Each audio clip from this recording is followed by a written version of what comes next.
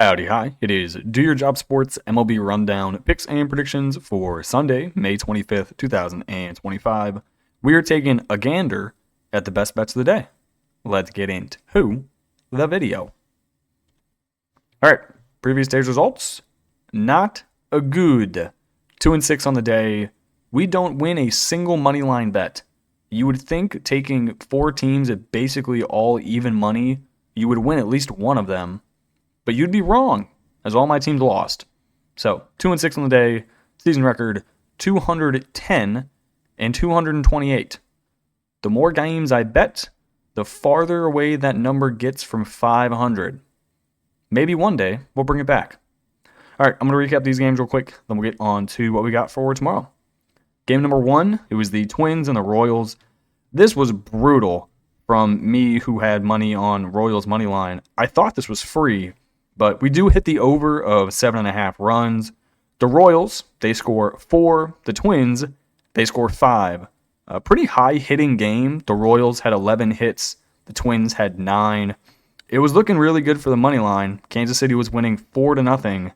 Then Minnesota just scored 5. So, don't know what to say about that one, but we win the over. We then hit the under of 8.5 runs in the Astros and the Mariners game. This game, how many hits were in this one? I wasn't really score watching today. All right, the Mariners got 100% outplayed. They scored 1, the Astros scored 2, despite having 11 hits. Brian Wu, 6 innings pitched, 9 hits, 2 runs, 0 earned. The Mariners had 2 errors, and I guess both of those errors, godly. You had 11 hits, and not one of them was actually an earned RBI. That's brutal. One was a throwing error by Brian Wu. That's self-inflicted. One was a fielding error by Rivas. Tough day to be Brian Wu. I feel like you should still get an earned run charged if it's your error that they scored on. That is definitely a flaw in the rule book. If a pitcher makes an error, the run should count. Okay, now we go to the losers. We kind of already discussed the Twins and the Royals game. We had the Royals plus 105. They were up 4-0. And then they choked the game away, losing 5-4. Mariners plus 100. They got outplayed. Again, how does the Astros have 11 hits but only score 2 runs and they're both unearned?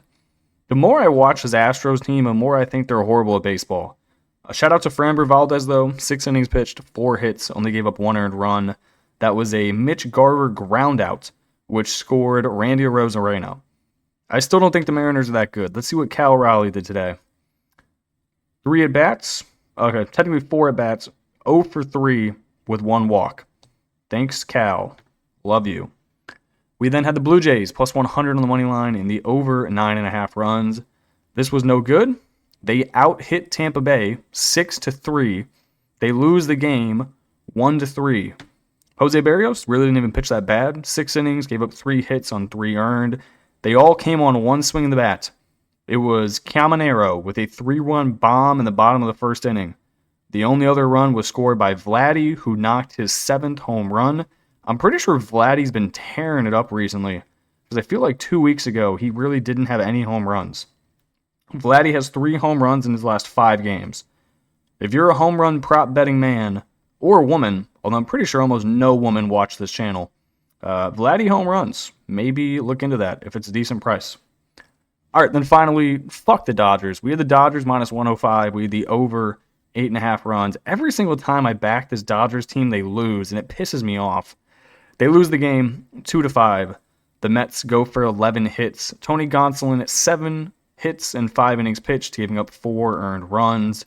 Brock Beatty, Starling Marte, Juan Soto finally did something, and then Brett Beatty again.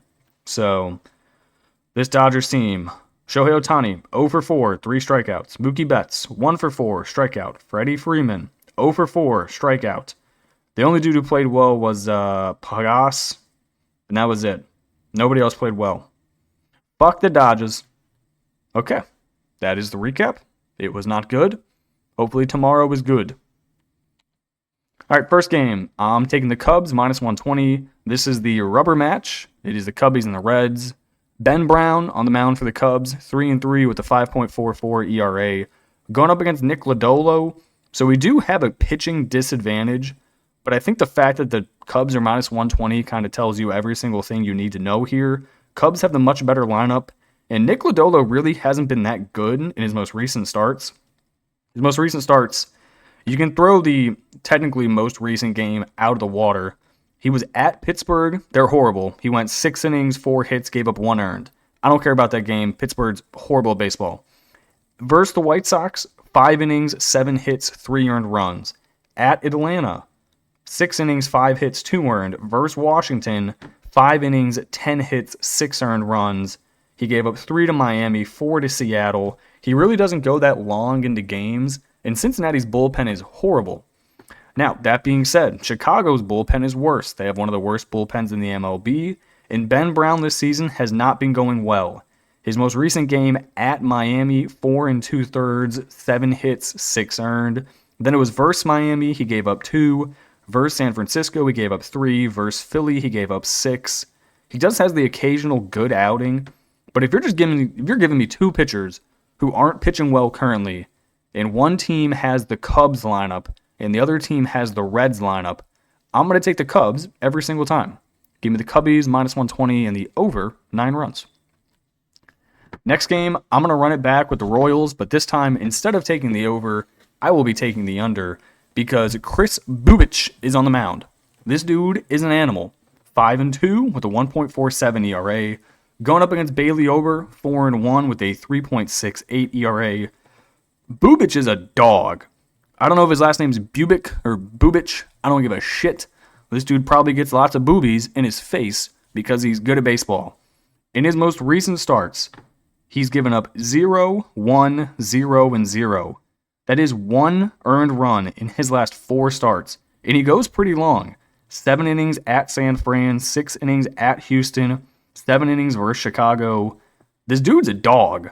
I don't know, how old is he? 27 out of Stanford. So he's good at baseball and he's smart. I'm going to have to give him my sister's phone number. He's probably married though, so maybe not.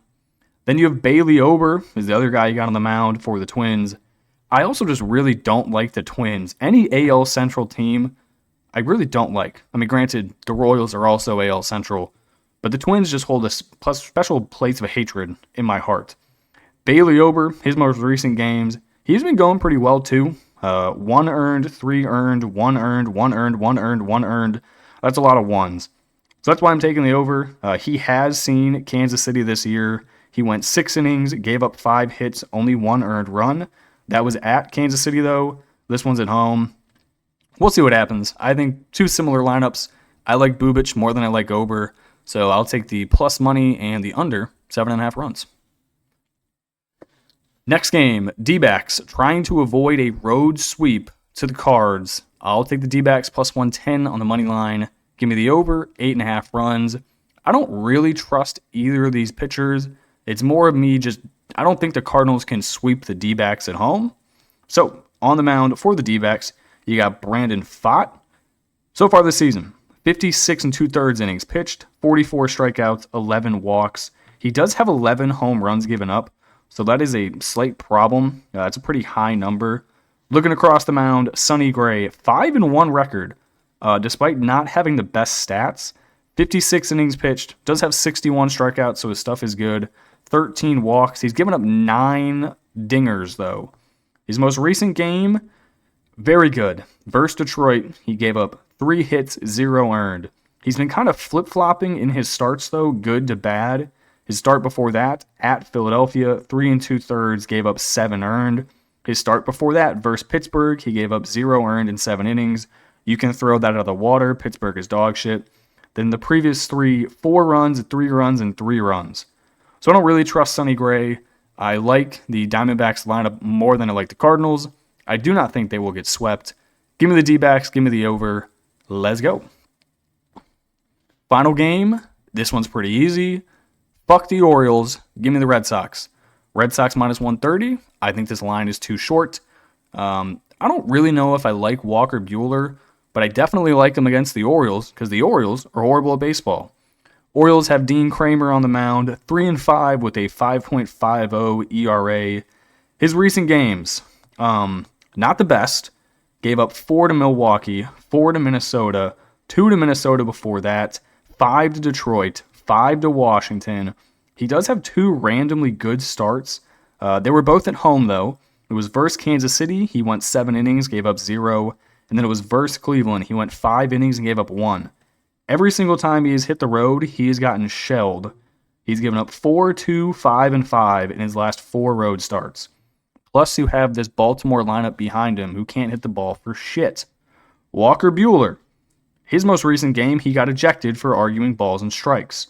So, take with that what you will. He's been okay recently. 6 innings, 3 earned, 7 innings, 1 earned, 5 innings, 2 earned, 6 innings, 1 earned. This man's actually been dealing. If you take away that ejected start, which was 2 1/3 innings with 0 hits and 0 earned, who knows what he actually does if he goes like 6 or 7. But he's been pitching good. The Red Sox -130 is a decent price.